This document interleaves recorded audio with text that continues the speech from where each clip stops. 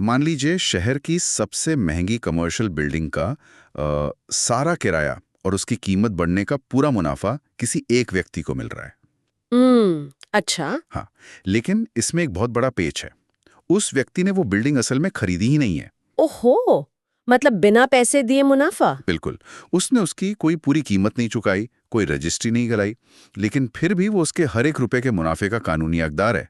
देखिए, ये सुनने में तो किसी वित्तीय जादू या शायद किसी बहुत बड़ी धोखाधड़ी जैसा लगता है ना? हाँ, मतलब ऐसा लगता है जैसे हवा में महल बनाए जा रहे हों, जहां बिना किसी ठोस निवेश के बस मुनाफे की उम्मीद की जा रही है। सही कहा। लेकिन वित्तीय बाजारों की दुनिया में ऐसा रोज होता है, और ये पूरी तरह से कानूनी और बेहद स्मार्ट रणनीतियां हैं। वाकई। तो आज के इस डीप ड्राइव में हम इसी रहस्य से पर्दा उठाने वाले हैं। आज हमारे पास जो स्रोत है वो वित्तीय बाजार के सबसे प्रभावशाली दस्तावेजों में से एक है। लॉरेंस मैकमिलन की गाइड। हाँ, लॉरेंस मैकमिलन की प्रसिद्ध guide synthetic options, the McMillan guide to stock replacement. आज का हमारा मिशन ये समझना है कि कैसे बिना वास्तविक स्टॉक को हाथ लगाए बिल्कुल स्टॉक जैसा ही मुनाफा कमाया जा सकता है।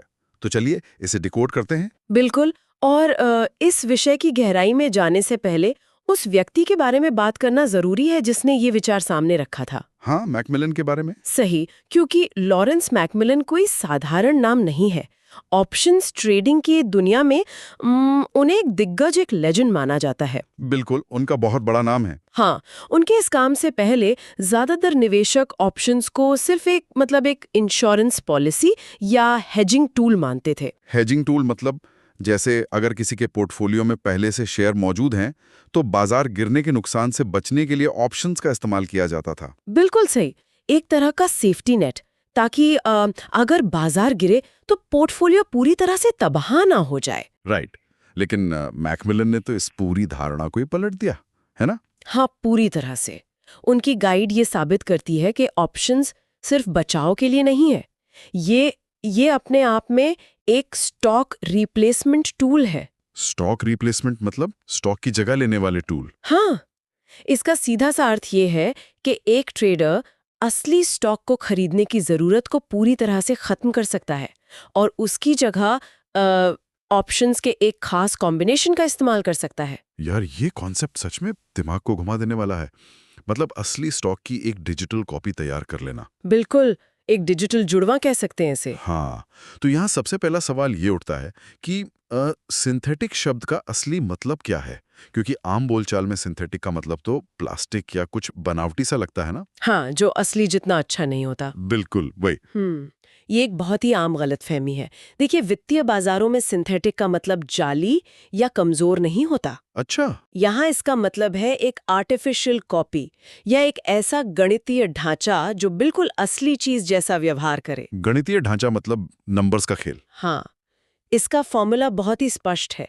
ऑप्शंस और एक सही ट्रेडिंग स्ट्रैटेजी को जब मिला दिया जाता है तो जो नतीजा निकलता है वो बिल्कुल असली स्टॉक के व्यवहार की सटीक नकल होता है। मतलब वो सिंथेटिक ढांचा बाजार में बिल्कुल वैसे ही ऊपर नीचे होता है जैसे कोई असली शेयर होता है। बिल्कुल वैसे ही, कोई अंतर नहीं। तो अगर हम शुरुआत में दी गई उस बिल्डिंग वाली एनालॉजी पर वापस जाएं, हाँ। अगर असली स्टॉक खरीदना पूरी बिल्डिंग को नकद में खरीदने जैसा है, हाँ, तो क्या सिंथेटिक ऑप्शन उस बिल्डिंग को सिर्फ लीज पर लेकर उसके दाम बढ़ने का फायदा उठाने जैसा है, ताकि सारा का सारा कैपिटल एक ही जगह न फंस जाए? इसे इस नजरिए से देखना सबसे सही होगा।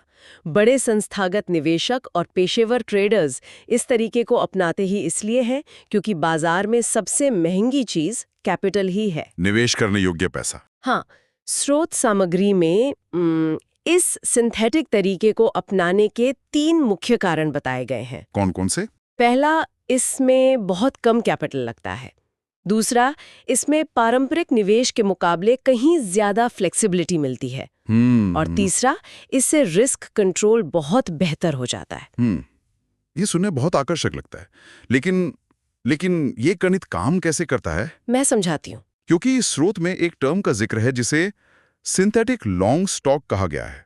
अगर मुख्य लक्ष्य कम पैसा लगाना है तो बिना शेयर खरीदे ये कैसे पक्का होता है कि मुनाफा या नुकसान बिल्कुल शेयर जैसा ही होगा? देखिए, इसे समझने के लिए ऑप्शंस के बुनियादी काम को देखना होगा। ठीक है। कॉल ऑप्शन का मतलब है कि बाजार ऊपर जाने पर फायदा मिलना, और पुट ऑप्शन का मतलब है कि बाजार नीचे जाने वाले नुकसान की जिम्मेदारी लेना। राइट। कॉल मतलब तेजी और पुट मतलब मंदी। सही।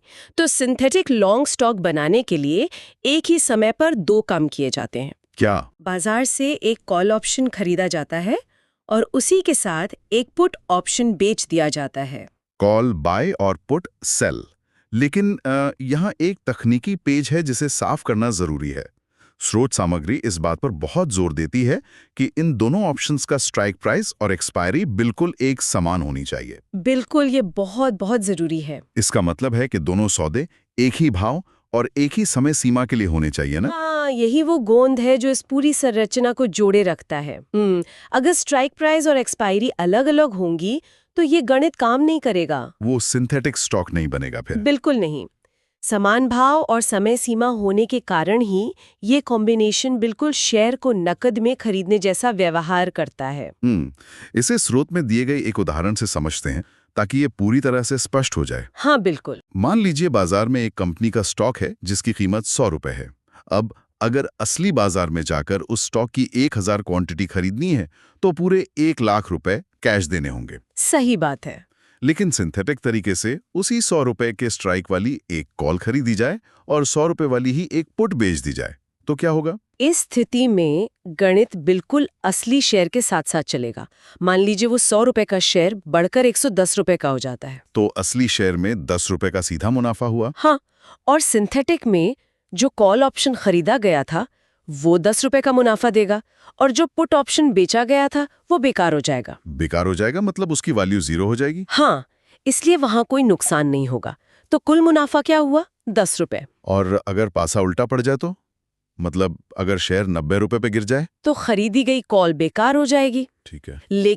लेकिन जो पुट बेचा गया था उसकी वजह से 10 रुपए का नुकसान देना पड़ेगा। ओहो। हाँ, ये बिल्कुल उसी तरह है जैसे असली शेयर धारक को 10 रुपए का नुकसान होता। दोनों ही स्थितियों में सिंथेटिक पोजीशन बिल्कुल असली स्टॉक की तरह काम कर रही है। लेकिन यहाँ मुझे एक बात खटक रही है। क्या? अगर मुनाफा और नुकसान बिल्कुल शेयर जैसा ही है तो इतनी मेहनत करने की क्या जरूरत है? मतलब सीधे शेयर ही क्यों ना खरीद लिए जाएं? मैकमिलन का प्रो इनसाइट यहीं से तो शुरू होता है। असली शेयर खरीदने के लिए पूरे 1 लाख रुपए की जरूरत थी, है ना? हाँ, पूरे पैसे ब्लॉक हो गए। लेकिन सिंथेटिक पोजीशन बनाने के लिए पूरे पैसे नहीं चाहिए होते। इसके लिए केवल ब्रोकर को दिया जाने वाला मार्जिन चाहिए होता है। मार्जिन मतलब एक तरह की धरोहर राशि या सिक्योरिटी डिपॉजिट? बिल्कुल। और ये मार्जिन अक्सर कुल कीमत का केवल 15 या 20% होता है। बाप रे, ये तो एक बहुत बड़ा अंतर है ना? इसका मतलब है कि 1 लाख रुपए का काम शायद सिर्फ 20,000 रुपए में हो गया और बाकी के 80,000 रुपए आजाद हो गए। बिल्कुल। तो इस बचे हुए कैपिटल का क्या किया जा सकता है? इसे ही तो कैपिटल एफिशिएंसी कहते हैं। उस बचे हुए 80,000 रुपए को बैंक में रख के उस पर ब्याज कमाया जा सकता है। उसे किसी सुरक्षित बॉन्ड में निवेश किया जा सकता है या फिर उसे कोई और ट्रेड भी लिया जा सकता है। बिल्कुल। यानी एक ही पैसे से दो अलग-अलग जगहों पर काम लिया जा रहा है। वाकई ये तो बहुत स्मार्ट है। मतलब लॉन्ग स्टॉक बनाना तो समझ में आता है, इससे पैसा बचता है और मुनाफा असली शेयर जैसा ही मिलता है। हाँ, लेकिन बाजार हमेशा ऊपर तो नहीं जाता ना? हाँ, जब मार्केट क्रैश हो रहा हो तब सिंथेटिक ऑप्शंस गिरते हुए बाजार में कैसे संजीवनी बन सकते हैं? यहीं पर इसका दूसरा पहलू सामने आता है जिसे सिंथेटिक शॉर्ट स्टॉक कहते हैं। Synthetic short, okay. हाँ, इसका फॉर्मूला पहले वाले से बिल्कुल उल्टा है। इसमें कॉल ऑप्शन बेचना होता है और एक पुट ऑप्शन खरीदना होता है। मतलब सेल कॉल और बाय पुट। बिल्कुल। ये कॉम्बिनेशन बिल्कुल शॉर्ट सेलिंग की तरह काम करता है। शॉर्ट सेलिंग का मतलब है कि अगर स्टॉक की कीमत नीचे गिरती है तो ट्रेडर को मुनाफा होता है और अगर स्टॉक की कीमत ऊपर जाती है तो नुकसान होता है। सही। लेकिन यहाँ एक गंभीर सवाल उठता है, क्या ये सिर्फ मार्जिन बचाने का एक और तरीका है या फिर ये उन दरवाजों को खोलता है जो आमतौर पर ट्रेडर्स के लिए बंद होते हैं? आप ऐसा क्यों पूछ रहे हैं? क्योंकि जहां तक मुझे पता है असली शेयर्स को लंबे समय के लिए शॉर्ट करना किसी बुरे सपने से कम नहीं है। बिल्कुल सही पकड़ा आपने। ये सवाल इस पूरी चर्चा के सबसे महत्वपूर्ण हिस्सों में से एक है। अच्छा? हाँ, देखिए, भारत या दुनिया के कई अन्य बाजारों में डिलीवरी वाले शेयर्स की शॉर्ट सेलिंग की प्रक्रिया बहुत ही जटिल होती है। हाँ, मैंने भी सुना है। अगर किसी ट्रेडर को लगता है कि कोई कंपनी अगले 6 महीने में डूबने वाली है और वो उसके शेयर बेचना चाहता है, तो उसे पहले वे शेयर किसी और से उधार लेने होंगे। बिल्कुल, क्योंकि जो चीज पास में है ही नहीं, उसे कैसे बेचा जा सकता है? स्क्वीज का डर हमेशा बना रहता है। Short squeeze. मतलब कई बार ब्रोकर अचानक से कह सकता है कि उधार दिए गए शेयर वापस करो, और तब ट्रेडर को मजबूरी में नुकसान में अपनी पोजीशन काटनी पड़ती है। ओहो, ये तो बहुत बड़ा रिस्क है। इसीलिए आम निवेशकों के लिए लंबे समय तक शॉर्ट पोजीशन बनाए रखना लगभग असंभव सा हो जाता है। तो क्या सिंथेटिक शॉर्ट के जरिए ये उधार लेने वाली समस्या पूरी तरह से खत्म हो जाती है? पूरी तरह से, क्योंकि इस प्रक्रिया में असल में कोई शेयर उधार लिया ही नहीं जा रहा है। बस ऑप्शंस का खेल है। बिल्कुल, सिर्फ ऑप्शंस के जरिए एक गणितीय संरचना तैयार की जा रही है जो शॉर्ट सेलिंग जैसा व्यवहार करती है। वाकई। चूंकि ऑप्शंस डेरिवेटिव्स होते हैं और उनका निपटान कैश में होता है, इसलिए किसी असली शेयर को खोजने या उधार लेने की झंझट ही नहीं रहती। तो मतलब आप बिना किसी की इजाजत के शॉर्ट कर सकते हैं? हाँ, स्रोत सामग्री में इसे बहुत स्पष्ट रूप से कहा गया है कि ये स्ट्रैटेजी मार्केट क्रैश के समय गोल्ड साबित होती है। गोल्ड मतलब एकदम खरा सोना? बिल्कुल, जब बाजार तेजी से गिर रहा हो तो सिंथेटिक शॉर्ट पोजीशन बिना किसी रुकावट या उधार की परेशानी के मुनाफा कमाने का एक बेहद साफ और आसान रास्ता बन जाती है। ये तो बहुत पावरफुल है। ये सिर्फ एक विकल्प नहीं है, बल्कि गिरते बाजार में बिना कानूनी और तकनीकी पाबंदियों के ट्रेड करने की एक आजादी है। 100%। बहुत ही दिलचस्प। अब जब बेसिक सिंथेटिक लॉन्ग और शॉर्ट पोजीशन की कार्यप्रणाली स्पष्ट हो गई है, तो स्रोत में दिए गए कुछ एडवांस्ड कॉन्सेप्ट्स की ओर बढ़ते हैं। हाँ, चलिए। पेशेवर ट्रेडर्स इस नींव पर आगे कैसे काम करते हैं? पेशेवर लोग इसे सिर्फ एक दाव की तरह नहीं देखते, वे इसे पोर्टफोलियो बनाने के बिल्डिंग ब्लॉक्स की तरह इस्तेमाल करते हैं। बिल्डिंग ब्लॉक्स मतलब एक के ऊपर एक स्ट्रैटेजी बनाना? हाँ, स्रोत में 2 बहुत ही महत्वपूर्ण एडवांस स्ट्रैटेजीज का जिक्र किया गया है। पहला है synthetic covered call. Synthetic covered call. देखिए, कवर्ड कॉल के बारे में आम धारणा ये है कि जब किसी के पास डिलीवरी में असली शेयर्स पड़े हों और वो उस पर कुछ अतिरिक्त पैसा कमाना चाहता हो, तब वो ये स्ट्रैटेजी अपनाता है। सही कहा। लेकिन सिंथेटिक दुनिया में तो असली शेयर खरीदे ही नहीं गए हैं। हाँ, फिर कवर्ड कॉल कैसे काम करेगी? यही तो इस मॉडल की खूबसूरती है। इस स्ट्रैटेजी में पहले एक सिंथेटिक लॉन्ग स्टॉक की पोजीशन बनाई जाती है। मतलब पुट बेचकर और कॉल खरीदकर? बिल्कुल। इसके बाद उसी स्टॉक का एक और ऊपर के भाव का कॉल ऑप्शन बेच दिया जाता है। अच्छा। हाँ, और ये पूरी तरह से एक इनकम स्ट्रैटेजी बन जाती है। क्या बात है। मतलब पहले बिल्डिंग लीज पर ली गई और फिर उसका एक हिस्सा किसी और को किराए पर दे दिया गया। हाँ, ताकि हर महीने एक तय किराया आता रहे, वो भी बिना पूरी बिल्डिंग खरीदे। ये एक बहुत ही सटीक तुलना है। बिना लाखों रुपए फंसाए एक सिंथेटिक संपत्ति बनाई गई और फिर उसी संपत्ति पर प्रीमियम के जरिए नियमित कमाई भी की जाने लगी। शानदार। और दूसरी स्ट्रेटजी क्या है? दूसरी एडवांस स्ट्रैटेजी है synthetic protective put. Synthetic protective put. इसके नाम से ही लग रहा है कि ये बचाव से जुड़ी हुई कोई चीज है। हाँ, ये एक तरह का इंश्योरेंस है। कैसे? इसमें एक सिंथेटिक लॉन्ग स्टॉक बनाने के बाद बाजार के अचानक गिरने से बचने के लिए एक अलग से पुट ऑप्शन खरीद लिया जाता है। ओके, मतलब एक एक्स्ट्रा पुट बाई कर लिया। बिल्कुल। अगर बाजार क्रैश कर जाए तो नुकसान एक तय सीमा पर जाकर रुक जाएगा, क्योंकि वो खरीदा हुआ पुट नुकसान की भरपाई कर देगा। एकदम सही। पोजीशन लगभग इंश्योर्ड हो जाती है। वाकई? ये दोनों तरीके दिखाते हैं कि ऑप्शन सिर्फ सट्टा खेलने के लिए नहीं है, बल्कि ये एक बेहद सुरक्षित और पेशेवर पोर्टफोलियो तैयार करने के हथियार है। ये सब सुनने में बहुत ही शक्तिशाली लग रहा है, मतलब एक तरह की सुपर पावर जैसा। हाँ, बिल्कुल। लेकिन वित्तीय बाजारों में बिना सेफ्टी नेट के कोई भी शक्तिशाली टूल खतरनाक हो सकता है। इसमें कोई शक नहीं। ये किसी भारी चट्टान को उठाने के लिए लीवरेज का इस्तेमाल करने जैसा है। अगर वो छड़ कमजोर हुई या टूटी तो पूरी चट्टान सीधा ऊपर गिरेगी और भारी तबाही मचाएगी। बहुत सही एनालॉजी है ये। तो लॉरेंस मैकमिलन इस पूरी व्यवस्था के खतरों और रिस्क मैनेजमेंट के बारे में क्या कहते हैं? मैकमिलन इस बात पर बहुत जोर देते हैं कि बिना सख्त रिस्क मैनेजमेंट के ये विज्ञान सिर्फ एक जुआ बनकर रह जाएगा। जुआ? हाँ, उन्होंने इसके लिए कुछ बेहद कड़े नियम बनाए हैं जिन्हें समझना हर ट्रेडर के लिए अनिवार्य है।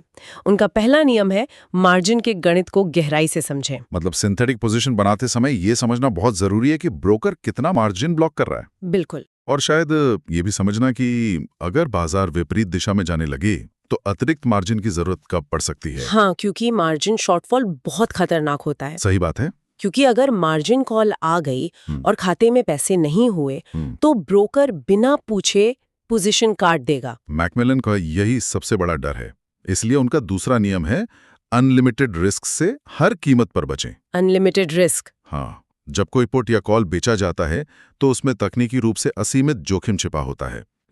मान लीजिए किसी ने पुट बेचा है और कंपनी रातों रात दिवालिया हो जाती है तो नुकसान की कोई सीमा ही नहीं रहेगी। बिल्कुल। ये सच में एक बहुत बड़ा खतरा है। पुट बेचने में जो रिस्क है वो बिल्कुल उस स्टॉक को रखने वाले व्यक्ति के रिस्क के बराबर ही है, यानी पूरा 100% कैपिटल साफ हो सकता है। इसीलिए मैकमिलन कहते हैं कि अपनी पोजीशन को हमेशा हेज करके रखें। मतलब उसे खुला ना छोड़ें। हाँ, कभी भी बाजार को खुला निमंत्रण ना दें कि वो किसी एक झटके में पूरा अकाउंट खाली कर दे। सही बात है। और इसी से जुड़ा है उनका तीसरा और सबसे महत्वपूर्ण नियम जी। जो पोजीशन साइजिंग के बारे में है। Position sizing. स्रोत सामग्री में ये नियम मुझे एक बहुत बड़े रियलिटी चेक की तरह लगा। हाँ। मतलब मैकमिलन का कहना है कि किसी भी एक ट्रेड में कुल कैपिटल का अधिकतम 2% ही रिस्क पर होना चाहिए। बिल्कुल, सिर्फ 2%। ये नियम इतना सख्त क्यों है? मतलब सिर्फ 2%? क्योंकि देखिए, सिंथेटिक पोजीशन बनाने के बाद ट्रेडर के खाते में बहुत सारा कैपिटल खाली बच जाता है। हाँ, हमने मार्जिन वाले पॉइंट में बात की थी इसकी। सही। तो इससे एक मनोवैज्ञानिक जाल पैदा होता है। ट्रेडर को लगता है कि अरे मेरे पास तो बहुत पैसा बचा है, चलो और भी बड़े ट्रेड ले लेते हैं। ओहो, मतलब लालच आ जाता है। बिल्कुल, ये ओवर लीवरेजिंग का रास्ता है। 2% का नियम ये याद दिलाता है कि कैपिटल बच जाने का मतलब ये नहीं है कि अंधाधुंध ट्रेडिंग की जाए। सही। एक पेशेवर ट्रेडर इस बचे हुए पैसे का इस्तेमाल लंबे समय तक बाजार में टिके रहने के लिए करता है, ना कि एक ही रात में अमीर बनने के लिए। बहुत ही गहरी बात है। तो अगर हम इस पूरी गाइड और स्रोत सामग्री के निष्कर्ष की ओर बढ़ें तो मैकमिलन के 5 गोल्डन रूल्स क्या हैं जो हर किसी को याद रखने चाहिए? इस पूरी चर्चा का सार इन 5 नियमों में छिपा है। बताइए। पहला, ऑप्शंस को सिर्फ हेजिंग टूल की तरह सीमित न रखें, वे स्टॉक रिप्लेसमेंट की ताकत रखते हैं। ठीक है। दूसरा, अपने कैपिटल की एफिशिएंसी को बढ़ाएं, पैसे को फंसा कर रखने के बजाय उसे काम पर लगाएं। मार्जिन बचाकर, राइट? बिल्कुल। तीसरा, सिंथेटिक पोजीशंस की गणित और कार्यप्रणाली को गहराई से सीखें, क्योंकि बिना गणित समझे ये सिर्फ एक सट्टा है। हाँ, बिल्कुल। चौथा, रिस्क कंट्रोल हमेशा मुनाफे से ज्यादा महत्वपूर्ण होना चाहिए। वो 2% वाला नियम। हाँ, और पांचवा, स्मार्ट ट्रेडर्स हमेशा ऑप्शंस का इस्तेमाल एक सोची समझी रणनीति के तहत करते हैं। तो कुल मिलाकर इस पूरी गहरी चर्चा का मुख्य उद्देश्य ये समझना है कि कोई भी व्यक्ति सिर्फ एक आम दिशाहीन ट्रेडर बनके न रहे, बल्कि एक स्ट्रैटेजी ट्रेडर में तब्दील हो जाए। बिल्कुल सही कहा। हमने देखा कि कैसे ऑप्शंस के बुनियादी गणित का इस्तेमाल करके असली स्टॉक को रिप्लेस किया जा सकता है, कैसे लाखों रुपए के कैपिटल को फंसने से बचाया जा सकता है। हाँ। और सबसे खास बात, कैसे मार्केट क्रैश के समय में बिना शॉर्ट सेलिंग की जटिल कानूनी पाबंदियों और शेयर्स उधार लेने की झंझट के पूरी आजादी के साथ मुनाफा कमाया जा सकता है। देखिए, ये बाजार को देखने के नजरिए में एक बहुत बड़ा और क्रांतिकारी बदलाव है। बिल्कुल। जब ये समझ आ जाता है कि किसी संपत्ति की कीमत का फायदा उठाने के लिए उस संपत्ति का मालिकाना हक होना जरूरी नहीं है, तो रणनीतियों की एक पूरी नई दुनिया के दरवाजे खुल जाते हैं। ये सच में वित्तीय आजादी का एक नया स्तर है। वाकई। और इस चर्चा को खत्म करते हुए एक विचार सामने आता है जो शायद शुरुआत में की गई हमारी बिल्डिंग लीज वाली एनालॉजी को एक कदम और आगे ले जाता है। कैसा विचार? अगर सिंथेटिक ऑप्शंस इतने ही सटीक हैं, अगर वे कम कैपिटल में बिल्कुल असली स्टॉक जैसा व्यवहार कर सकते हैं, हाँ, और शॉर्ट सेलिंग जैसी बाधाओं को आसानी से पार कर सकते हैं, तो क्या ऐसा हो सकता है कि भविष्य में असली शेयर बाजार केवल उन लोगों के लिए एक तिजोरी बनकर रह जाएगा जो दशकों तक शेयर्स को अपने नाम पर रखना चाहते हैं? ये तो बहुत बड़ा सवाल है। हाँ, और क्या सारी की सारी असली ट्रेडिंग, सारा एक्शन, सारी लिक्विडिटी और सारा वॉल्यूम पूरी तरह से इस सिंथेटिक दुनिया में शिफ्ट हो जाएगा? सोचने वाली बात है।